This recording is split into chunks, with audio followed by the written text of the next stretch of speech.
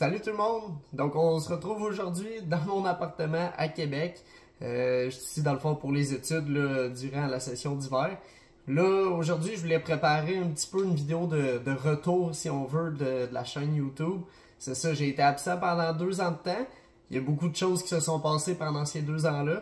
Fait que on va commencer dans le fond par le début. Les fraises et les framboises, ben on arrête ces productions-là.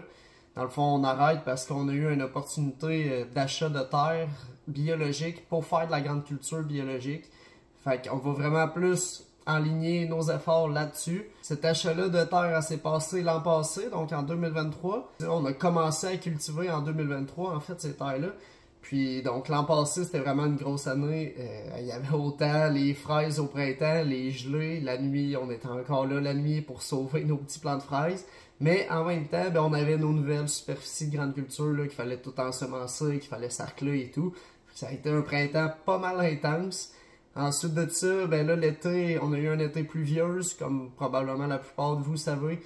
Un été que la pluie, je veux dire, ça n'a pas arrêté pendant un mois de temps. On dirait que c'était que ça de la pluie à chaque jour. Fait que ça, c'était vraiment pas parfait pour notre maïs sucré, entre autres. Lui, il a, écoute, les pieds dans l'eau comme ça, il a pas aimé ça. Puis ben le soya, les céréales, les grandes cultures, tout, c'était pas non plus une année exceptionnelle pour ça.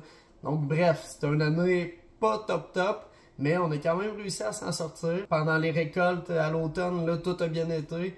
On a été capable de tout faire notre récolte de soya, de céréales, de maïs. Puis ça, ben on a pu le faire pour la première fois avec notre propre batteuse.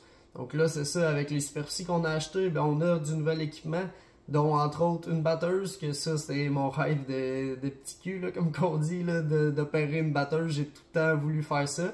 Fait que là, c'était la première fois l'an passé que j'ai pu vraiment faire ça. C'était vraiment cool. Puis en termes de nouvel équipement, on a aussi d'autres tracteurs, un articulé, on a de l'équipement de sarclage, des sarcleurs. Puis cet équipement-là, il est pas mal à la fine pointe de la technologie, là. Tout est équipé GPS.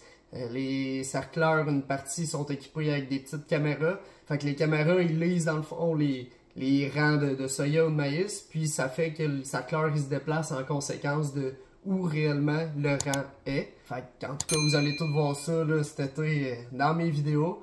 Fait que c'est ça, ça va avoir un petit peu changé. Il n'y aura plus de fraises, plus de framboises, mais il va toujours avoir les bleuets, le maïs sucré, puis les grandes cultures biologiques.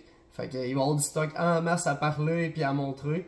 Donc, n'hésitez pas à me suivre si c'est pas déjà fait. Puis sinon, à reprendre l'habitude d'écouter nos vidéos.